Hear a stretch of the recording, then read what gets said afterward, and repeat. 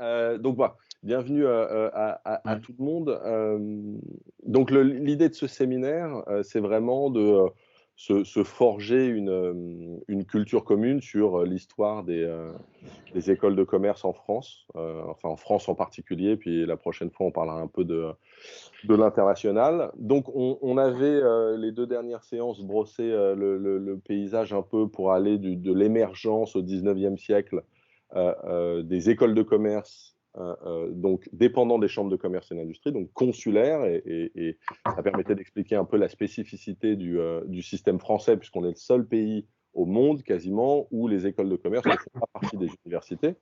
Dans la deuxième séance, on a vu un peu plus spécifiquement comment est-ce que la gestion est rentrée à l'université, donc avec un focus sur Dauphine, euh, et sur la manière dont les IAE se sont saisis à l'intérieur, ou plutôt, si vous vous rappelez bien, à la frontière des universités, de la gestion, et comment est-ce que depuis ça progresse. Et dans ma chronologie un petit peu artificielle, on en arrive aux années 80, où émergent en réalité conjointement deux choses, mais qui a lancé l'internationalisation arrive un peu avant l'académisation. Donc on parlera de la nécessité d'avoir des enseignants-chercheurs ayant des doctorats et publiant, pas la séance prochaine, mais la séance d'après. Et là, je voudrais me concentrer sur la question de l'internationalisation. Alors là, j'ai mis nos amis d'HEC en photo parce que c'est vraiment HEC qui a ouvert la voie déjà au début des années 70, mais je vais revenir sur la chronologie. Donc dans les années 80, une demande émerge. Alors on se posera la question de comment et où est-ce qu'elle émerge, mais d'ouvrir les écoles de commerce à l'international. Alors, jusqu'à maintenant, il y avait une sensibilité à l'international, mais d'être vraiment ouvert à l'international était la spécificité de plus petites écoles qui en faisaient un peu leur marque de fabrique, hein. Donc on a dans les années 80 des écoles comme le SC Amiens, Brest, Chambéry, Clermont-Ferrand, Compiègne, Dijon, donc plutôt des écoles de milieu de tableau, ou de bas du milieu de tableau, qui se disent on va se démarquer, on va se démarquer grâce à ça. L'émergence de l'international est pas centrale dans les préoccupations de la plupart des écoles de commerce, notamment parce qu'on est dans un système plutôt stable, où alors on en a parlé les deux dernières séances, mais le modèle des grandes écoles repose principalement sur un recrutement d'étudiants sur un modèle très sélectif, euh, et une légitimité du diplôme qui se joue sur, en gros, la reconnaissance des entreprises. Donc, tant que vous avez toujours des élèves qui vous arrivent de prépa et que vous avez sélectionné, donc qui ont un certain niveau, et tant que les entreprises emploient vos diplômés, la préoccupation de l'international n'est pas première, donc il faut qu'il y ait une demande un peu exogène avant qu'on s'en inquiète. Ce qu'on va voir, qui est assez intéressant, c'est que paradoxalement, l'ouverture à l'international dans la fin des années 80 et dans les années 90 est en fait, va dynamiser les écoles de commerce, mais absolument pas bouleverser leur modèle. Ça va même stabiliser et quasiment renforcer la hiérarchie, à quelques petites modifications prêtes, à se demander même si l'international était réellement un besoin fondamental, ou est-ce que ça n'a pas été à un moment une stratégie commerciale. Mais je rentrerai dans le détail. Une école qui incarne un peu cette tendance, alors oubliez la première partie du nom, là c'est l'EAP, avant la fusion avec le SCP, donc c'est l'école européenne des affaires, et qui est sous la tutelle de la Chambre de commerce et d'industrie de Paris, donc qui ouvre cette école en 73, donc tout début des années 70, et qui a vraiment d'être international dans son ADN. C'est-à-dire que la moitié des profs permanents de l'EAP ne sont pas français, ils viennent de l'étranger, et il n'y a que 40% des étudiants qui sont français. Donc c'est vraiment une école qui est internationale dans sa constitution même. Ils font leur cursus entre Paris, Berlin, Madrid et ils ont eu l'idée avant nous, Oxford à l'époque, avec un cursus qui se fait entre ces différents campus, hein, donc qui internationalise les étudiants, et les enseignements sont très internationaux, très ouverts sur le multiculturalisme, le droit international, le management interculturel, qui sont des problématiques au début des années 70, dont la plupart des écoles de commerce ne se saisissent pas, parce que ce n'est pas des problématiques, même pour les grosses boîtes françaises, on est peu dans cette logique-là. Et c'est des carrières plutôt internationales parce que les 2 tiers, dans les statistiques, à peu près les 2 tiers des diplômés, soit partent à l'international, soit sont dans les départements internationaux des gros groupes, des multinationales. Donc c'est des profils qui sont ouverts sur l'étranger. Le reste des écoles, finalement, ne suivra bon an, mal an, qu'à la fin des années 80. Ça va venir doucement, et c'est d'abord pour répondre à la concurrence des écoles plus petites dont j'ai parlé avant, qui ont fait de l'international une forme de marque de fabrique et un argument promotionnel. Et vu que l'économie ralentit et que recruter des étudiants devient un petit peu plus difficile, l'international est un argument commercial pour renforcer un peu l'attractivité des écoles de commerce, en mettant l'accent sur les carrières à l'international, sur la mondialisation, sur les multinationales. Les chiffres sont un peu plus modérés que les arguments commerciaux, c'est-à-dire que le besoin sur le marché du travail n'est pas si fort que ça, mais ça permet aussi de se démarquer des IAE de Dauphine, de cette université qui, dans les années 70, commence à vraiment s'être saisie de la gestion et de créer un marqueur différenciant. Et donc, on voit arriver la nécessité de parler une langue étrangère, voire deux. On intègre des cours sur les affaires internationales, sur l'interculturalité, donc les différentes disciplines, comme la fiscalité, le droit en général, l'approche économique, macroéconomique, s'ouvrent à des dimensions un peu internationales. Et donc, on a une progressive internationalisation des enseignements et des cours. Alors, je vais vous montrer le tableau ici. Vous voyez qu'au milieu, les écoles de commerce, rapidement, donc là, l'étude se fait au milieu des années 90. 96% des écoles de commerce demandent 2 langues obligatoires. Il faut un niveau minimal de langue pour 2 tiers d'entre elles pour avoir le diplôme. On a des enseignements qui sont ouverts sur des questions internationales et un enseignement de l'interculturel. Ce qui est intéressant, c'est de voir pour les étudiants, est-ce que c'est de l'international en cours ou est-ce que c'est de l'international comme expérience. Et là, vous voyez que au milieu des années 90, le séjour académique à l'étranger obligatoire est encore relativement limité, puisqu'on est à 39%, et la proportion d'écoles dont plus de 30% des élèves font un stage à l'étranger est de 61%. Donc, on est sur une internationalisation qui est encore une internationalisation du contenu des cours, mais pas d'expérience à l'international. Il y a encore peu d'écoles de commerce où on part vraiment à l'international, et il y a peu d'écoles de commerce. Là, dans ces statistiques, il y a des écoles de commerce qui tirent vers le haut le profil. Hein, on est encore dans le milieu des années 90, pas dans l'expérience d'internationalisation, parce que notamment, il y a un gros challenge qui est celui de construire des réseaux à l'international. Et ce défi pour les écoles de commerce, il est multiple. Un des premiers, et on l'a vu dans les dernières séances, c'est que le modèle des business schools françaises ne ressemble pas au modèle des business schools ailleurs.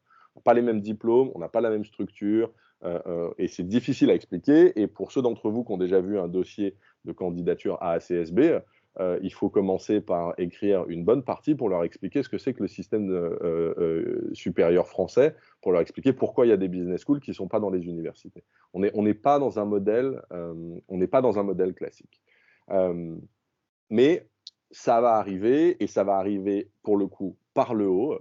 dès le début des années 70, en fait, HEC ouvre la voie avec un programme en partenariat avec NYU, donc New York University, LBS, London Business School, et qui, dans un premier temps, va être ce qu'ils appellent un programme international de management où ils vont commencer à s'envoyer mutuellement des étudiants. Donc ça, c'est l'ouverture. Ce qui va porter ça aussi, c'est qu'après le choc pétrolier en 73, le gouvernement français va vouloir redéployer l'économie française sur d'autres zones géographiques, et donc il va y avoir des programmes de partenariat soutenus par le gouvernement français et par des subventions pour aller s'implanter et développer des partenariats dans d'autres zones géographiques. Donc dans les milieux et fin des années 70, il y a une redistribution des cartes pour le commerce international français, pour la géopolitique, et donc le gouvernement soutient un déploiement de certaines écoles et de certains programmes à ce niveau-là, pour avoir des échanges d'étudiants, pour avoir des expatriés qui vont pouvoir partir. Mais le gros de l'émergence de ces réseaux pour la plupart des écoles, ça va être les années 80 et surtout la fin des années 80 et le début des années 90. Et dans la plupart des cas, c'est ce qu'on appelle des accords de clearing. Donc en gros, on envoie des étudiants, on reçoit des étudiants. Donc on a des programmes d'échange où on s'échange un certain nombre d'étudiants et on peut envoyer des étudiants quand on en reçoit. Après, il y a des programmes où il y a un coût par étudiant marginal dans un sens ou dans l'autre, si jamais on envoie plus d'étudiants qu'on en reçoit, et ça va être le cas de beaucoup d'écoles de commerce. Donc les écoles de commerce vont payer la scolarité de leurs étudiants à l'étranger, parce qu'elles ne sont pas encore en capacité de recevoir beaucoup d'étudiants étrangers, parce que ça veut dire des cursus bilingues, ça veut dire un service spécifique, ça veut dire une gestion des visas, hein, on est dans les années 80, donc c'est encore un peu compliqué. Ce qui va permettre de faciliter un peu cette dynamique-là, c'est à partir de 1989, la création des ECTS, hein, donc du European Credit Transfer System, qui n'avance pas directement sur un alignement des contenus et des programmes, mais qui permet de faire valoir avec une mécanique, si vous avez déjà regardé les ECTS, c'est beaucoup une mécanique de validation d'un certain nombre d'heures d'enseignement. Ce n'est pas une évaluation de la qualité de l'apprentissage, ce n'est pas une évaluation du contenu pédagogique, c'est juste de dire il y a eu tant d'heures d'enseignement qui sont sanctionnées par tant de CTS. Donc c'est un système de validation de temps d'études et de vérification de l'acquisition du contenu. On n'est pas sur le programme pédagogique. Mais ça va permettre à beaucoup d'écoles, même hors système ECTS directement ou universitaire, d'avoir une métrique, c'est-à-dire de pouvoir, dans les accords, savoir un peu plus ce qui se passe. Et ça va permettre, à partir du début des années 90, à beaucoup d'écoles de s'internationaliser un peu plus avec une plateforme pour les réseaux, en tout cas européens. Ceux qui avancent, évidemment, le plus doucement, ce sont ceux qui n'ont pas la légitimité internationale pour créer des nouvelles plateformes, créer des nouveaux réseaux, créer des nouveaux partenariats. À l'époque, si vous êtes l'ESC Le Havre, l'ESC Rouen, l'ESC Dijon, et que vous essayez d'aller démarcher à l'international pour convaincre la signature de partenariats, vous avez peu d'expérience de légitimité institutionnelle, les gens ne vous connaissent pas, ils ne savent pas comment vous fonctionnez, et c'est difficile de fonctionner hors plateforme comme les ECTS ou les programmes de soutien du gouvernement. Il y a des acteurs qui ont cette légitimité-là, et là on retrouve encore HEC qui crée en 88 un nouveau programme en plus et pas à la place du système du programme international de management. Donc c'est la Community of European Management Schools qu'ils ouvrent en 88 d'abord avec l'ESAD à Barcelone, la Bocconi, l'université de Bocconi de Milan et l'université de Cologne, donc Köln en Allemagne, avec cette idée d'avoir un consortium d'écoles européennes pour avoir une intégration un peu plus poussée dans les cursus. Et l'attribution, le CEMS, c'est un master avec un diplôme, ce qui n'était pas le cas du programme international de management. C'est-à-dire que là, pour la première fois, on a réellement non pas une plateforme de CTS qui s'échange, mais un diplôme supplémentaire, supranational, délivré par ces écoles de commerce-là. Alors vous voyez que pour que ce diplôme ait une quelconque reconnaissance, on ne peut le faire que si on a une certaine légitimité préexistante.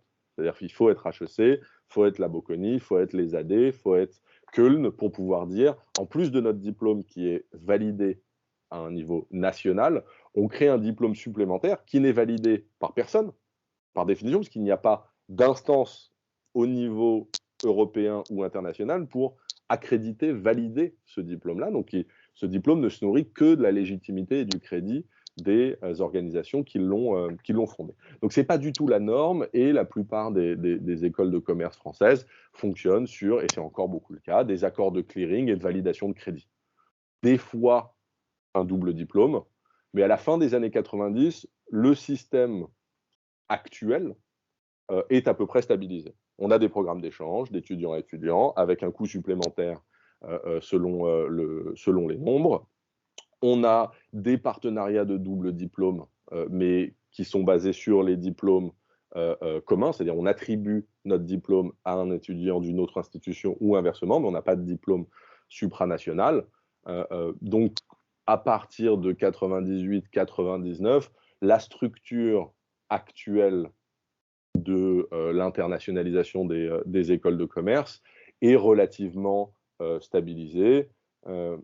Et si on regarde les chiffres de la fin des années 90, je vais les agrandir là, vous verrez que en gros, ce qu'il y a eu, c'est un alignement vers le haut en termes de quantité, mais on n'a pas changé fondamentalement le fonctionnement. Donc vous voyez que là, il y a une différence sur la droite du tableau entre grandes écoles et petites écoles, où les grandes écoles, à la fin des années 90, sont dans des réseaux internationaux, ont des accords de double diplôme qui les différencient fortement des petites écoles. Elles ont aussi harmonisé leur cursus.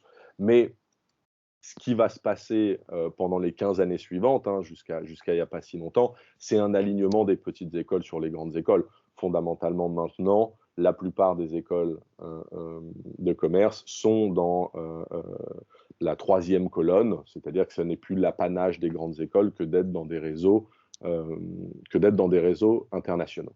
Alors, qu'est-ce que ça veut dire en termes de stratégie ?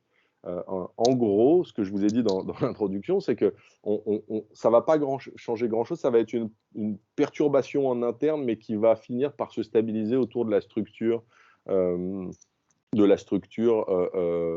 de départ, en tout cas, même si ça change un certain nombre de choses.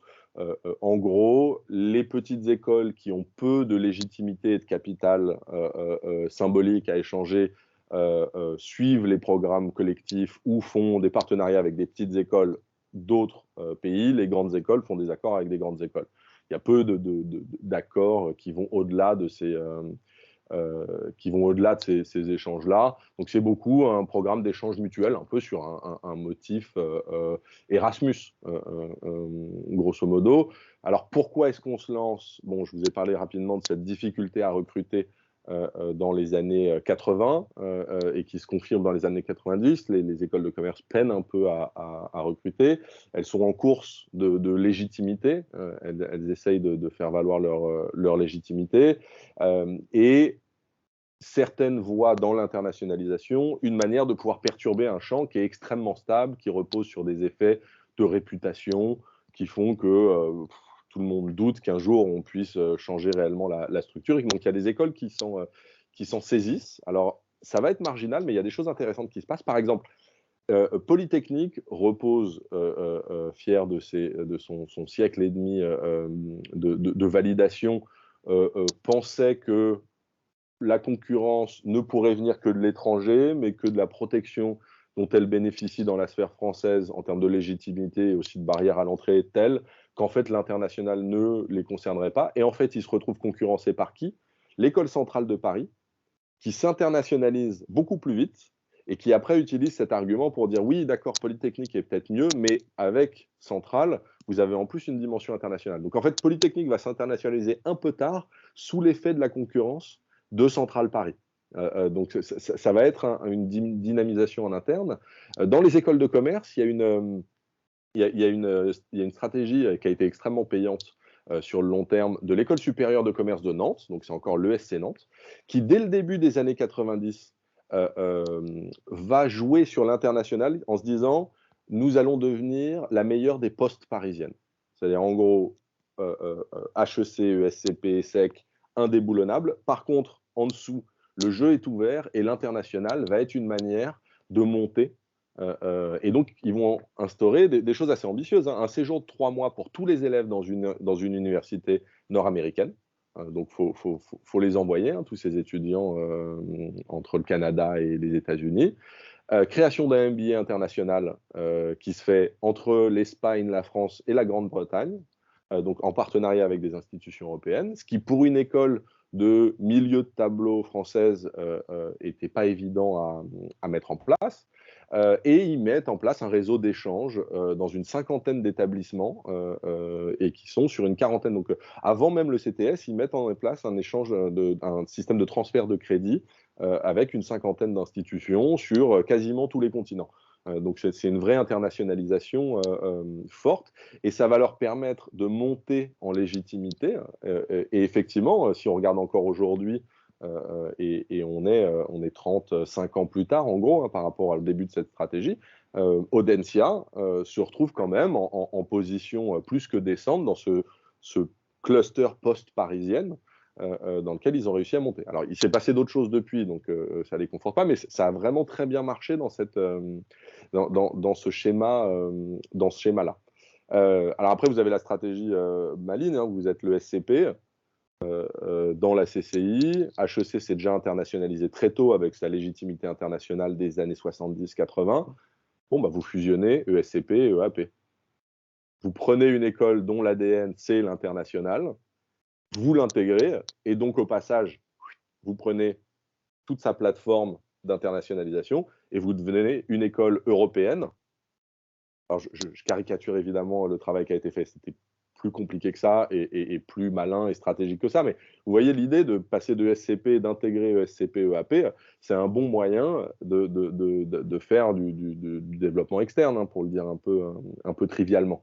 Mais donc ça va permettre d'essayer de perturber, stabiliser, déstabiliser le classement français, mais qui finalement s'en trouve un peu renforcé à l'arrivée. C'est-à-dire que les grandes écoles ont su rapidement se positionner sur des choses plus légitimes, plus internationales, des partenariats plus prestigieux et des diplômes communs. Les écoles plus modestes ont été obligées de suivre les plateformes existantes d'échange, de partenariat, d'accords de clearing. Donc à l'arrivée, on pourrait appeler ça un peu une tempête au bassin des enfants, quoi. C'est-à-dire que ça a changé à la marge certaines choses, mais la structure globale du champ n'est pas modifiée. La grande perturbation, ça a été la confrontation du modèle français aux standards internationaux.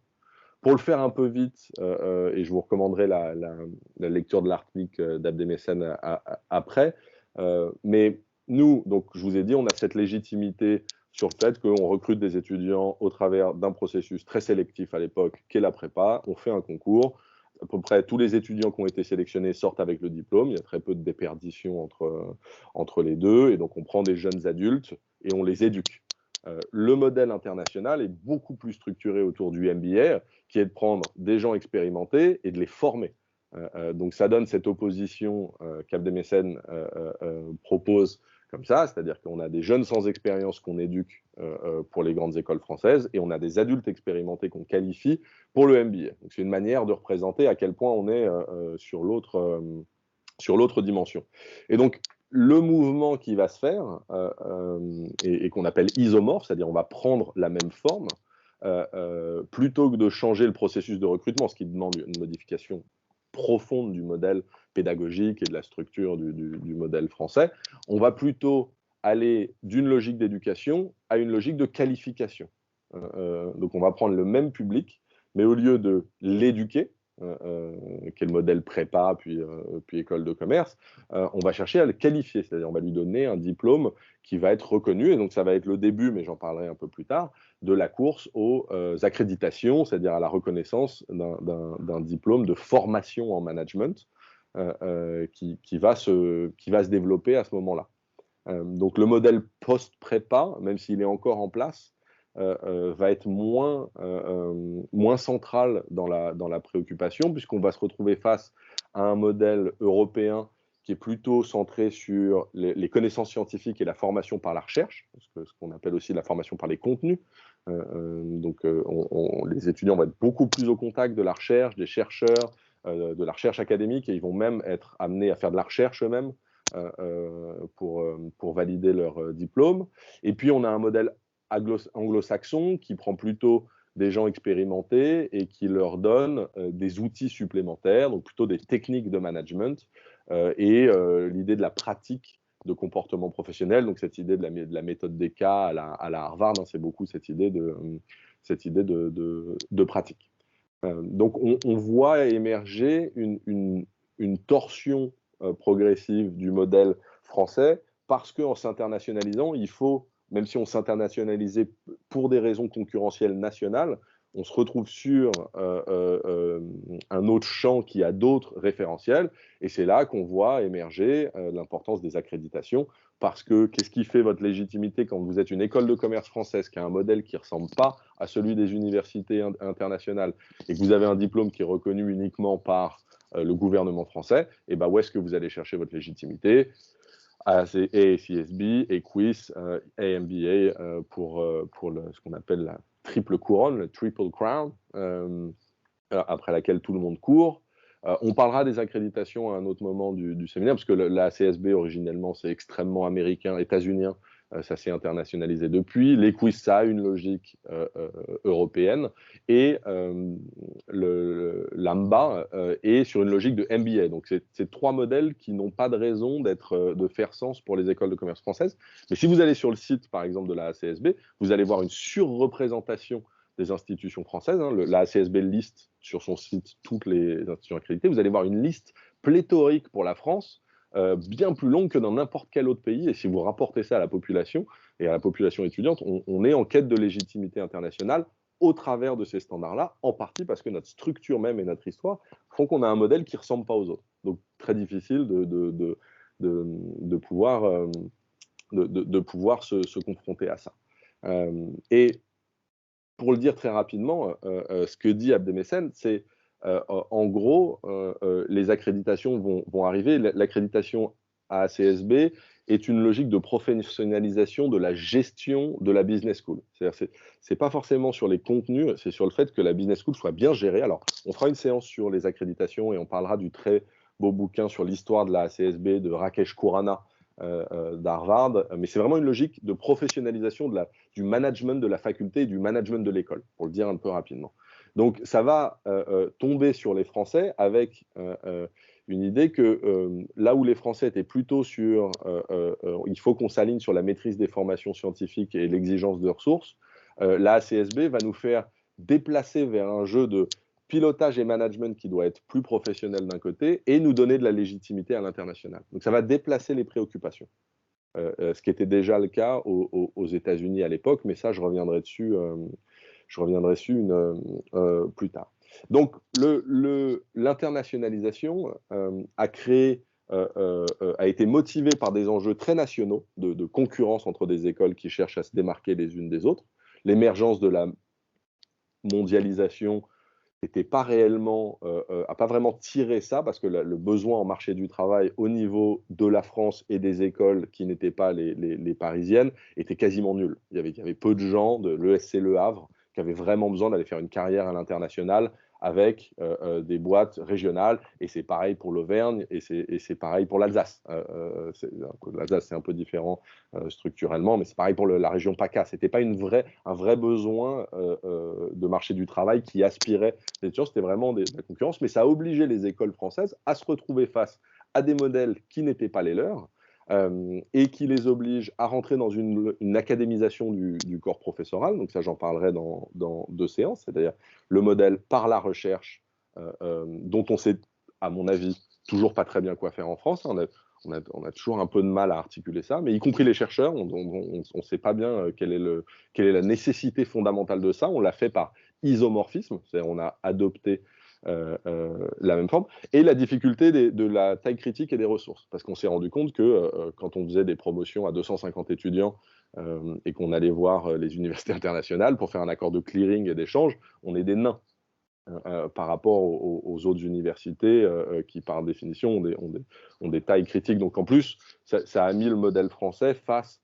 à un système radicalement différent. Et donc, ça a beaucoup perturbé son fonctionnement, notamment par le fait que les accréditations et les labels obligeaient à faire ça de manière extrêmement formelle. Donc, en 15 ans, la France, les écoles de commerce françaises se retrouvent un peu dans une spirale d'internationalisation et une course effrénée aux accords, à la reconnaissance des labels, au programme d'échange. Et donc, il faut qu'on donne des cours en anglais, et donc, il faut qu'on embauche des profs en anglais, mais donc, il faut aussi que notre administration est en anglais. Vous voyez à quel point cette perturbation des années 80-90 se retrouve encore aujourd'hui sur les difficultés d'adaptation à un modèle effréné, parce qu'en plus, les étudiants arrivent de l'étranger, donc eux aussi, ils ont des modèles standards, il faut s'aligner sur les ECTS, ça veut dire des durées de cours, un certain nombre d'enseignements et de problèmes de validation, etc. Donc ça perturbe le modèle français. On est encore dans cette transition, hein, on est encore dans courir et se structurer autour des accréditations et des labels. On en parlera plus tard, mais il y a assez peu d'écoles qui sont sereines quand la CSB débarque pour le renouvellement, parce qu'on est encore en train de courir après cette formalisation, cette professionnalisation au sens de la CSB des structures. Et c'est aussi pour ça qu'on se retrouve avec un alignement sur les modèles internationaux qui intègrent, parce qu'ils sont dans l'université, les chercheurs au cœur de la business school. Et on est aussi encore en train de se débattre avec ça dans ces fonctionnements-là. Si vous voulez en savoir plus, je vous conseille vraiment la lecture de l'article qui est paru dans la RFG de Tamim Abdemessed, qui s'appelle « Le modèle grande école dans la compétition mondiale », qui est extrêmement lisible et accessible, hein, c'est pas du tout technique. Il y a 2-3 autres articles, mais qui sont un peu plus académiques. Celui-là est particulièrement bien fait. Alors, le factuel, et c'est une analyse plus qu'une description factuelle, mais vous y retrouverez une bonne partie des éléments d'analyse que j'ai montrés là. Et donc, voilà pour les années 80-90 et l'internationalisation. Vous voyez que ça nous amène vers la question des accréditations et la question de la recherche dans les écoles de commerce.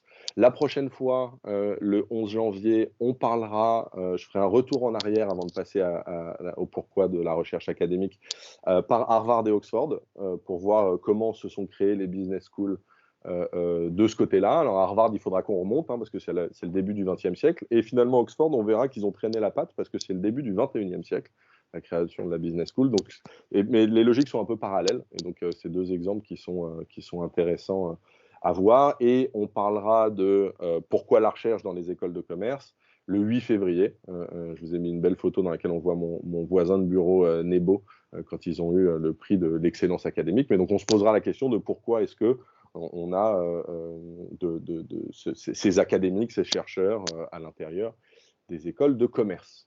Voilà pour le fond de sauce. Maintenant, l'idée, c'est vraiment, si vous avez des questions, réactions, spasmes, n'hésitez pas, je vous écoute.